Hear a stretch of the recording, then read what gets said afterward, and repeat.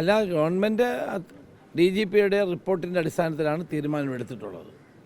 അപ്പോൾ ആ തീരുമാനമാണ് ഗവൺമെൻറ് ഉത്തരവായി പുറത്തു വരുന്നത്. അതിൽ പ്രത്യേക അസാധാരണമായ ഒന്നുമില്ല. DGPയുടെ നിർദ്ദേശാനുസരണമാണ് ഗവൺമെൻറ് തീരുമാനം എടുത്തിട്ടുള്ളത്. ഇപ്പോൾ ഒരു കേസ് കൂടി ആ വിഷയത്തിൽ ഫയൽ ചെയ്യാൻ വേണ്ടി ആലോചിക്കുന്നുണ്ടോ? അങ്ങനെ ഒരു അണിയറ നീക്കം നടക്കുന്നുണ്ടോ? എനിക്കറിയില്ല. അല്ല, ഈ കേസ് അട്ടിമറിച്ചതുമായി ബന്ധപ്പെട്ടേ അത്തരം കേസിന്റെ അനിവാര്യത ഉണ്ടോ? ഇല്ല, എനിക്കറിയില്ല.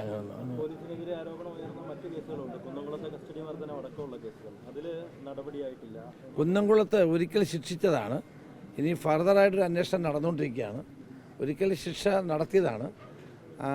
പിന്നെ ഫർദർ അന്വേഷണം നടത്തി റിപ്പോർട്ട് കിട്ടട്ടെ, എന്താണെന്നുള്ളത് ആലോചിക്കാം. നമുക്ക് ഇത്രേ ഉള്ളൂ, ഒരു കാര്യമുള്ളൂ.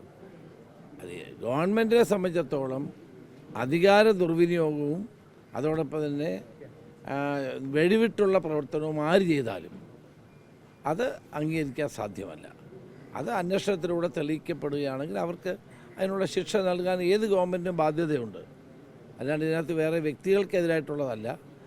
ആ വ്യക്തികൾ കുറ്റം ചെയ്താൽ ഗവൺമെൻറ് ശക്തമായ നടപടി ഉണ്ടാകും. അതാണ് UDF ഗവൺമെൻറ് നയം എന്ന് പറയുന്നത്.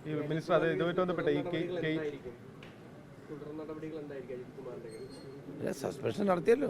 അല്ല, ഈ കേസ് ഡയറി അടക്കം തിരുത്തുകയും തെളിവുകൾ നശിപ്പിക്കുകയും ചെയ്തു. അപ്പോൾ അതിൽ മറ്റൊരു കേസ് ഇടുന്നത് സാധ്യമാണോ?